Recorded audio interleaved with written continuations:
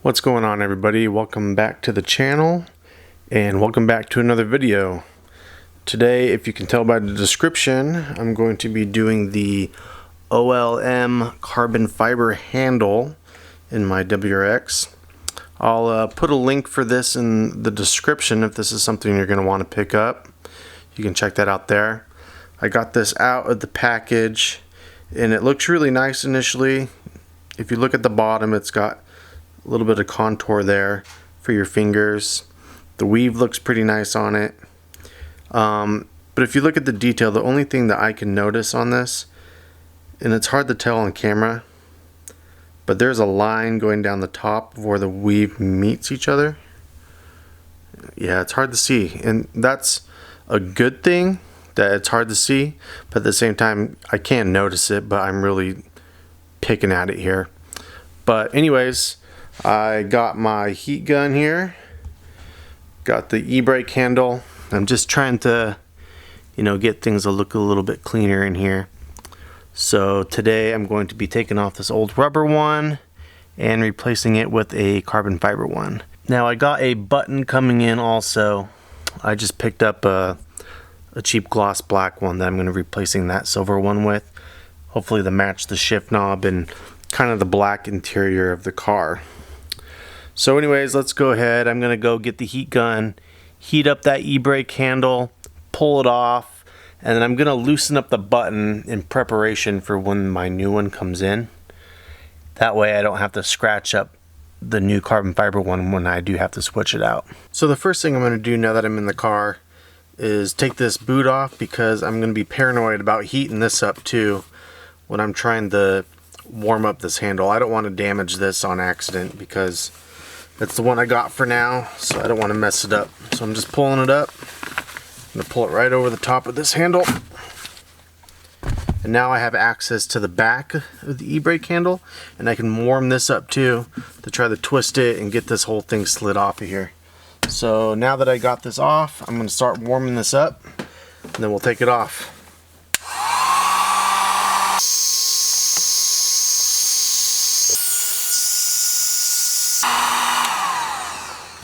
Alright, let's give it a try. Let's see how it feels. Pretty warm. That just slipped right off. Pull it up. There it is. There's the glue right here.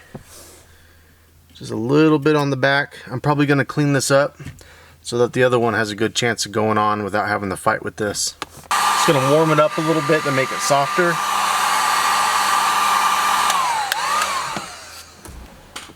Yeah, when it's all heated up, it just rolls right off. Now all the glue is off.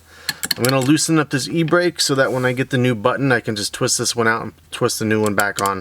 Alright, so I'm actually going to use some vice grips to get this thing loosened up.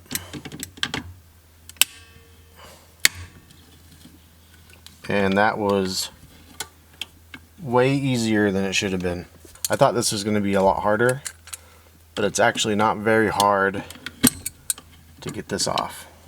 So I've loosened this button just enough so now I can spin it with my fingers, and it's in a position now where the lock still works, but I can still freely just do this by hand now. So I'm going to go ahead, take the OLM handle and get this thing slapped on here real quick. Okay guys, so the problem I'm having with this right now is that the button doesn't fit in the hole there very well, or at all. I can get it to go in, but it's pretty stiff. And I'm wondering if it's because I clamped onto this. Maybe I deformed it a little bit, but that's a little bit of an issue if I'm wanting to use this right now. So I'm just gonna put this on, and I probably will just leave this car in first and not use the e-brake for a little bit until the button comes in. But I might try to see, once this handle's all the way on, if I can get this in there and maybe tightened a little bit. I don't know, we'll see how it goes. But now I'm gonna push this on. Okay, so I just couldn't live with the way that was working right there. So I pulled this off, and I'm sanding the inside of that hole out a little bit. You can see what I did here. I just made myself a little sandpaper roach and just stuck it in there and sanded the inside just a little bit all the way around. And you're not going to be able to see that from the outside, only the inside. So I'm not very worried about the appearance of it. But now that I've sanded it, I'm going to go ahead and push it on again. Slip it on there. See if the button fits this time. Yep, that's good. It's sitting all the way back here with the back of the lever here. The button fits, the button engages.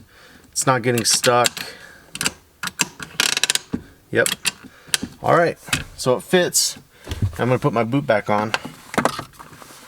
That's reassuring. I didn't really like how it wasn't fitting at first, but figured it out, I guess, huh? Push that boot on, locks in, fits on the base there nice. Yep, there it is. It's a new e-brake handle. Here's a different view of how it looks. Looks really nice. Now the boot is kind of looking a little bit haggard. I think I might have to do something a little different there because now it's looking aged. Where, I don't know if you can tell, but I've repainted all the trim inside of this car. I don't normally like when people paint this trim because I think, in my opinion, it looks kind of tacky when it's some super bright color and it sticks out. So I did mine like a dark gray metallic to kind of like complement the interior instead of, I don't know, like take away from everything else. So I think the color of the carbon complements everything else in the vehicle. You know, everything's all black. I've got all the black STI trim, headliner, and all that stuff in here. So I'm just trying to give it a cleaner look, get rid of the gray, get rid of the bright colors. And this is kind of, you know, helping me go in that direction. Get rid of all the ugly stuff. Thanks for watching the video, everybody. If you liked it, give me a thumbs up. If you didn't, give it a thumbs down. I'm cool with that too. If you're not subscribed, go ahead, subscribe please. I appreciate it. I also appreciate everyone who tunes in to every video and watches them. We'll see you guys in the next video. See you later.